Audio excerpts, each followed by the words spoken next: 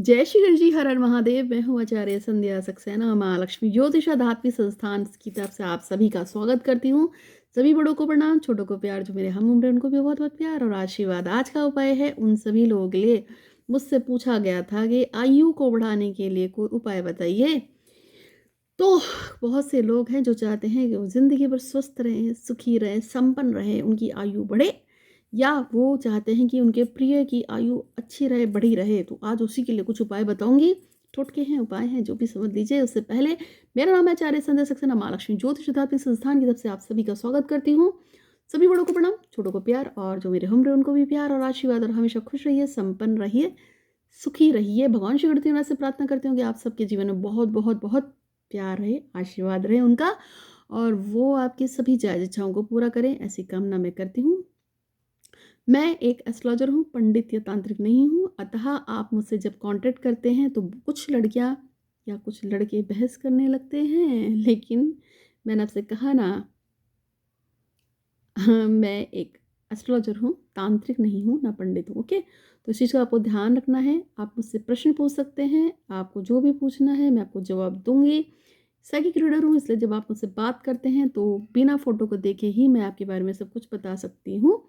और ये एबिलिटी होती है साइकिक रीडर की, क्योंकि हमारा ट्रांस में कनेक्शन रहता है। इसके अलावा क्लिनिकल हिप्नोथेरेपी हूँ, और कुंडली और हाथ भी देखती हूँ, और साथ में आपके लिए वास्तु कंसल्ट करती हूँ, और आपकी बहुत कुछ है। जो भी आप पूछना चाहते हैं आप पूछ सकते हैं। तो आज हम बात कर रहे हैं, अगर आपको अपनी आयु बढ़ानी है, तो यदि आपको किसी पंडित जी ने बोल दिया है कि आपकी आयु पे कष्ट आ रहा है, और आप चाहते हैं कि आपके वो कष्ट निपट जाए और आपकी आयु बढ़े, या आपकी किसी अपने की आयु बढ़ जाए, तो क्या करना है? सबसे पहले उस व्यक्ति के लिए, उस व्यक्ति के निमित्त, जिस भी व्यक्ति की आपको आयु बढ़ानी है या खुद की आयु बढ़ानी है, तो आपको साल में 2 बार बांध लेने हैं ऐसे दिन, जब आप अपने आयु के बराबर, मतलब आपका जो भी वजन है, जैसे कि मान लीजिए किसी का वजन 35 किलो है, बहुत कम हो गया ना।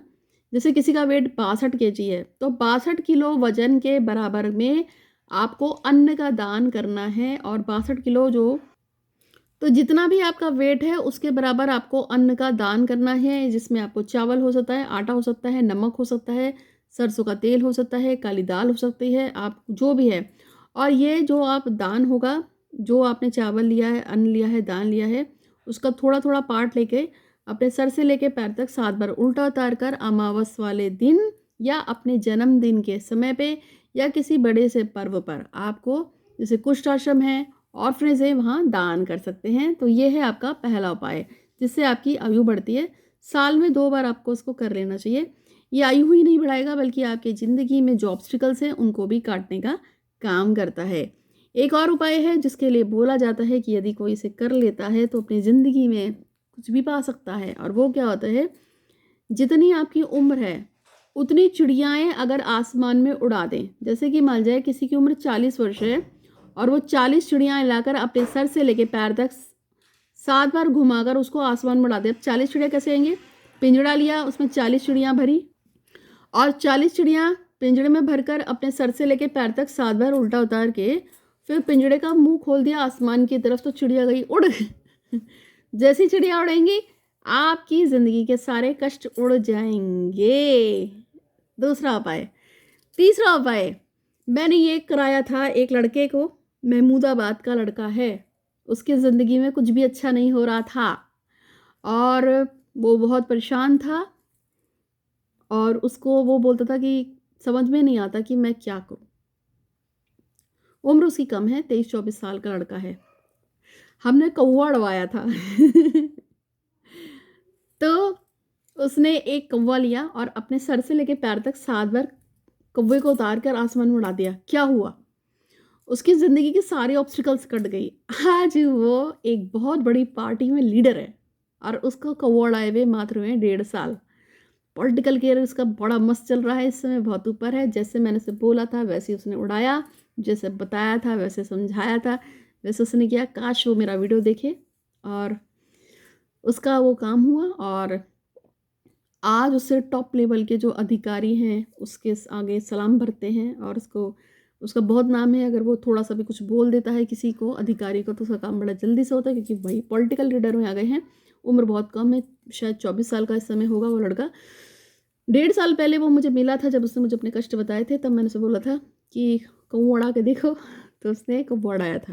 ठीक है, तो चलो 3 उपाय मैंने आपको ये बता दिए। इसके अलावा जो आप और क्या कर सकते हैं, यदि आप और कुछ करना चाहते हैं, काली खिचड़ी जानते हैं? काली खिचड़ी को यदि हर शनिवार शनिवार को दिन, हर शनिवार नहीं, जब भी आप देख लो, हफ्ते में एक बार ही, सॉरी, महीने में कोई एक दिन बांध लो, अमावस्या ही बांध लो।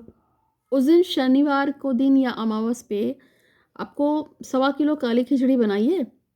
उसमें थोड़ा सा पोषण, आधा किलो आपने चावल ले लिया, आधा किलो दाल ले ली, उसको फुला लिया अच्छी तरह, फिर उसको आपने पका लिया सेंधा नमक या काला नमक डाल के। उसके बाद आप इस खिचड़ी का दान कीजिए सैटरडे को या अमावस्या को। शनि मंदिर में करेंगे तो और भी अच्छा होगा।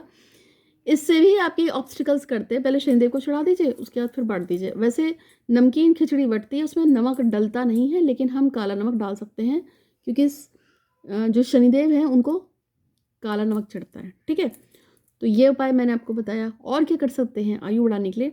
रात को सोते समय एक लोटा लीजिए, उसमें पानी भर दीजिए और अपने तकिए के नीचे सरहाने रख के सो जाइए। सुबह आप उस पानी को सर से लेकर पैर तक 7 बार उल्टा उतारिए। उसके बाद उसको पानी को ड्रॉप कर दीजिए, बाहर फेंक दीजिए, मतलब बाहर घर के।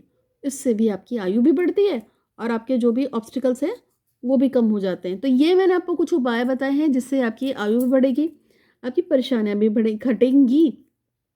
और अगर आपका छठा घर एक्टिवेट हो गया है, जैसे मैं बोलती, छठा घर है, 8वां घर है, 12वां घर है, अगर एक्टिवेट हो जाता है ना, तो ज़िंदगी नर्क हो जाती है। जब आपका छठा घर एक्टिवेट होगा तो आपके रोग, शत्रु और कर्जा बढ़ जाता है, जब आपका छठा घर एक्टिवेट होता है। लेकिन जब आपका 8वां घर एक्टिवेट होगा तो क्या होगा? जब आपका 8वां घर एक्टिवेट होता है तो मृत्यु तुल्य कष्ट आता है। मैंने एक वीडियो में बताया भी था, जिसके बृहस्पति 8वें घर में बैठा होगा उसको श्वास के रोग होते हैं, सांस लेने में दिक्कत होती है, और उसकी मृत्यु उसी कारण से होती है। जिसका 1 नंबर पड़ा होगा 8वें घर में, वो चारपाई पकड़ के मरता है। यानी कि आपने वो लोग देखे हैं जो कई कई साल तक चारपाई में पड़े रहते हैं, उनको मौत नहीं आ रही होती है, रगड़ रगड़ के जाते हैं, बेडसोल पड़ जाते हैं, बड़ी मुश्किल से दम निकलता है, उनका सूर्य खराब होता है, अष्टम में सूर्य होता है, इसलिए ऐसे होता है। इसी तरह से जिन लोगों को शनिचर से जिनकी मृत्यु होनी है, जिनका वहाँ पे 10वां या 11वां नंबर लिखा होगा, उनका सैटर्न शनि खराब होता है, तो उनको लिए क्या होता है, वो लोग ये जो सर्जरी वगैरह के दौरान मर जाते हैं ना, ऑपरेशन हुआ और खटक से टिकट कट गया ऊपर का, या ऑपरेशन के बाद मर गए, बचे ही नहीं, जिंदा ही नहीं बचे, वापस ही नहीं आए, ये वो लोग होते हैं। ऐसे बहुत सारी चीज़ें हैं। ठीक है, फिर कभी बताऊंगी। तो ये जो तुम लोग दान करोगे, जो आप लोग उम्र के बराबर कर रहे हो, चिड़िया का दान कर रहे हो, या अपनी कौवा उड़ा रहे हो, या जो भी कुछ कर रहे हो जैसे अभी बताया है, इससे ये जो कष्ट होगा ना 8वें घर का, और जो कष्ट होगा 12वें घर का, वो भी खत्म हो जाता है धीरे धीरे। करो, दान में बहुत शक्ति होती है, कुछ करके देखेंगे, आप दान कीजिए, आपको बहुत बहुत बहुत लाभ होगा। तो मैं हूँ आचार्य संध्या सक्सेना, महालक्ष्मी ज्योतिष आध्यात्मिक संस्थान की तरफ से। 8126476099 पे या 90272822 840 पे आप मुझे कांटेक्ट कर सकते हैं। आज के लिए बस इतना ही। आपका दिन शुभ हो, मंगल हो, धन्यवाद।